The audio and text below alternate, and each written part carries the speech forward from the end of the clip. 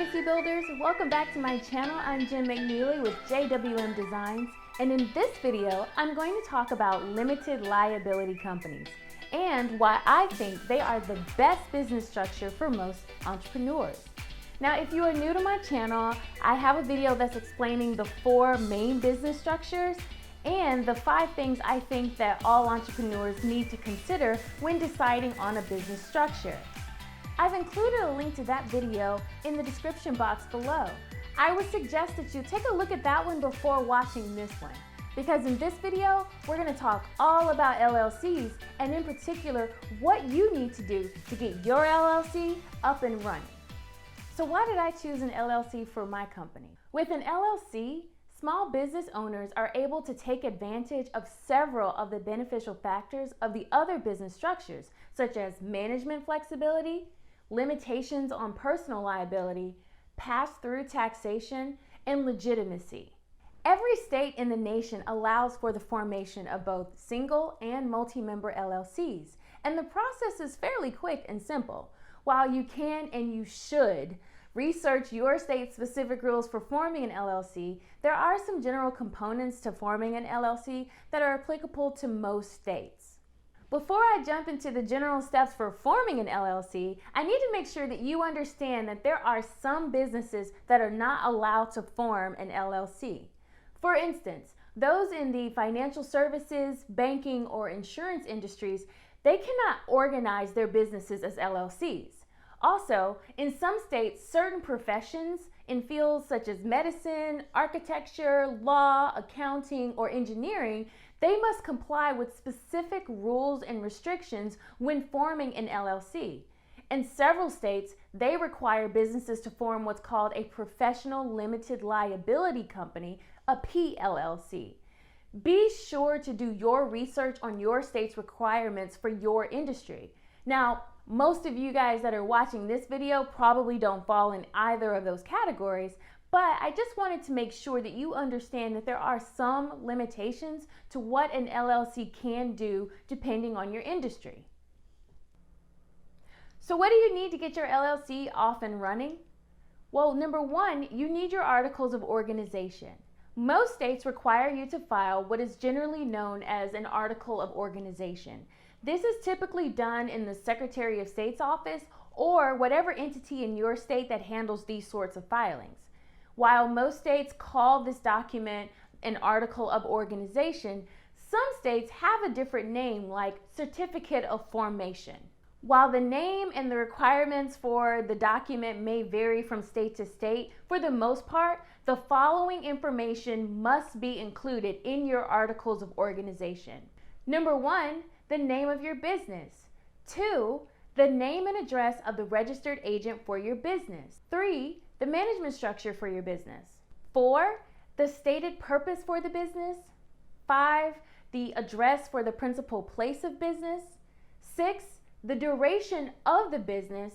And 7, the organizer for the business. Now, yes, I get it. Before you go running away and turning off this video, that may seem like a long list, but I promise, as we go through each of these items, you will see that it's not so bad and it's super easy to do.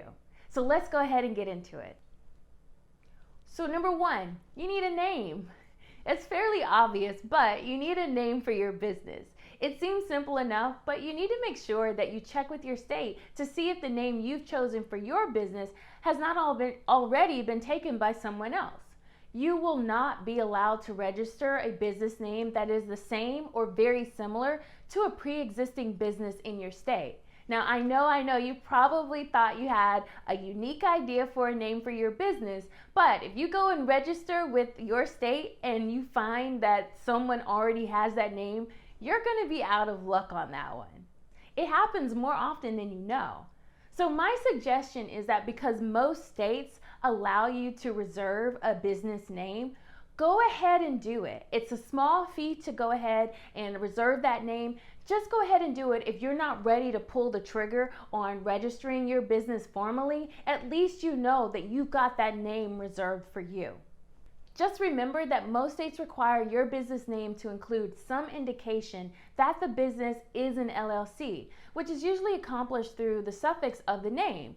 For example, limited company, LTDCO, LLC. Just check with your state's rules and your naming of your business to make sure that you're on track.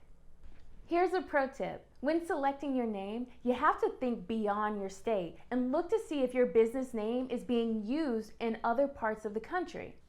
Because the internet and social media have made, in some respects, the world much smaller, you have to be concerned with potentially violating trademark law when selecting a name for your business. For example, if you want to name your Atlanta-based craft store Jessica's Craft Creations, and there's already a popular online craft seller based in Portland, Oregon called Jessica's Crafty Creations, you probably need a different name, or you could be at risk for a potential trademark infringement lawsuit. Now, if Jessica Crafty Creations is in a different industry from yours, you might be okay. Your goal is to just not create what lawyers like to call the likelihood of confusion between your business and someone else's. So number 2, registered agent. A registered agent can either be a business or an individual designated to receive service of process when a business entity is a party in a legal action, such as a lawsuit or a summons. In other words, it's the person chosen by the company to receive official paperwork on behalf of the company. As the business owner, you can be the registered agent, or you can use a company that will act as your registered agent for your business. Now, I am my own registered agent for JWM Designs, but it's really up to you. So as long as the person or the business is located within the state where your business is located and has a physical address for the agent to be served, you're good to go. So number 3, management. Designating how your business will be managed is required by most states as part of filing the organizational documents for your company. Whether you are a single member LLC like me or a multi-member LLC, meaning you have more than one owner, you need to decide whether your business will be member managed or manager managed. Now, in most states, the default management structure is member managed. The main difference between the two forms of management relates to whether the members, owners, handle all management related matters within the business, or whether the members, owners, formally create a role of manager that is separate from the ownership.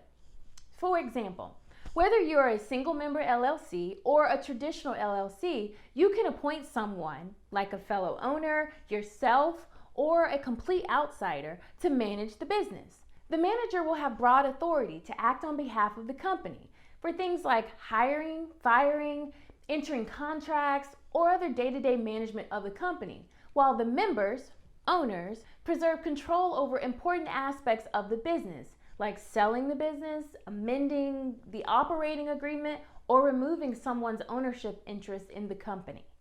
My company, JWM Designs, is a single member LLC, and I have it set up as a manager-managed company. Now, I think that manager-managed LLCs are more beneficial, and sometimes they're actually necessary when you have multiple members of the LLC. I especially find this to be true in instances where friends and family go into business together. It may be a good idea to have a third party that's neutral at the helm of the business. So number 4, purpose. While most states do not require you to state the specific purpose of your business, depending on your industry, like a professional limited liability company, you may have to provide more specific information. Typically, you can include a general statement like the company's purpose is to engage in any lawful activity which an LLC may be organized under the laws of the state. Honestly, for the most part, if you're watching this video, you can be more or less specific with the statement depending on your industry. I use a very generic statement in my articles of organization, and it was completely fine. All right, number 5, principal place of business. A principal place of business is the main location for your company. All states require that you provide an address for the principal place of business for your business.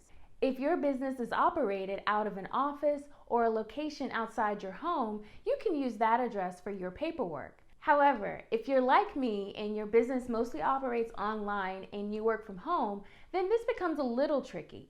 For my business, I rent a post office box and I just list that as the mailing address for JWM Design's principal place of business. I know some entrepreneurs use their home address while others rent a mailbox from stores like UPS or FedEx. It really depends on your personal comfort level and preference as to which route you should choose. You also need to make sure that your state allows a P.O. box to be used as the principal place of business address for your company.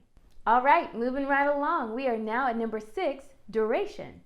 Some states require that businesses include the expected duration of the business. That is, how long you plan for the business to operate. For most of us, we want our businesses to last forever, so I would suggest putting things like in perpetuity or perpetual in response to this question. Now, in a few states, there are some limits to how long an LLC may exist, but those limits can be extended with additional filings.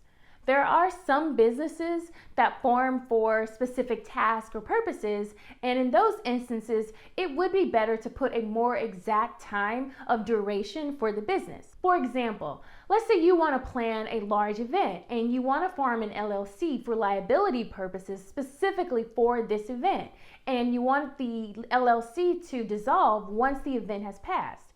That would be a reason why you'd put the specific duration on there. All right, and we are on the last one, lucky number 7. You need an organizer. You need someone who can put all this information together and put it on the required form and submit it to the correct office. This person can be you, it can be a lawyer, it could be a co-owner who is authorized by the business to act on behalf of the business. The organizer is just required to sign and date the articles of organization when they're submitting them to the state. And that's it. All right, guys, I threw in a bonus for you, and that is fees. You will have to pay fees associated with filing your articles of organization. Each state requires some sort of filing fee associated with formalizing a business, and you need to be prepared to pay it at the time of filing. Some states also require you to publish that you have or you plan to form an LLC in your local newspaper. There is also a fee associated with that. One other thing that should be created at or around the same time that you file your articles of organization is the LLC's operating agreement. Now, while an operating agreement is not required in order to form an LLC, it is just as important. It provides a detailed roadmap for how your business will operate. This is extremely important if you're forming a multi-member LLC. In a separate video, I will discuss in more detail what things I think need to be included in every operating agreement, no matter the size of your company. You may be thinking, Jen, shouldn't I just hire a lawyer to do this for me? And you most certainly can, but it's not a requirement. For some of you just starting out, you may not have the resources to hire an attorney to do this for you. And I don't want you to not register your business because you can't afford to hire an attorney to do it for you. My goal is to give a general overview for those of you who want to understand the process and decide for yourselves if you can do it on your own. I encourage you all to look at your state's specific rules and requirements for filing the articles of organization and then get moving. So why is choosing to wait to register your business a bad idea? Well, as I mentioned in my prior video on business formation, the biggest reason I encourage all entrepreneurs to file the necessary paperwork to form their business is liability. Protect your future by taking this very easy step. If you want to be taken seriously and move to the next level, you cannot afford to wait. All right, guys, let's recap. All states have laws that authorize the formation of single and multi-member LLCs. Each require the filing of articles of organization, although some may call it a different name. To file your articles of organization, you need to know your business name, your registered agent, purpose, your management structure, your principal place of business address, your expected duration for the business, and the business organizer. You also need to know if your state has any special rules or restrictions for your specific industry.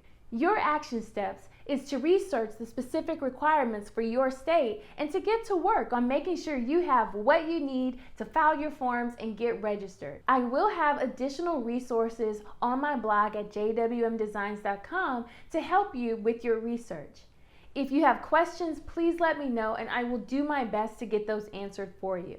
I hope you are finding these videos helpful and enjoyable as you continue to navigate the process of becoming an entrepreneur. I am right here with you. I am rooting for you, going through the same process of transitioning from full-time employee to a full-time entrepreneur.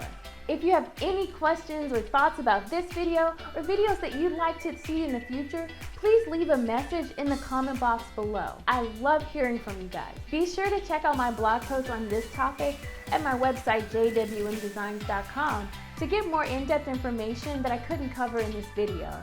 In my blog posts, I always add more links and information to help you to get to the answers that you need. You can also find me on Facebook, Instagram, and LinkedIn, and my handles to those sites are all listed in the description box below.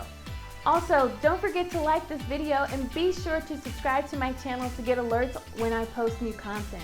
I plan to continue posting videos on business basics as well as a few more specific topics that cover practical aspects of starting your business and running your website. My goal is to give you all different tools that you can add to your arsenal of knowledge and resources to help you grow your business and make the life that you want. I am all about you guys building your legacy. Together, we are legacy builders. So let's build together.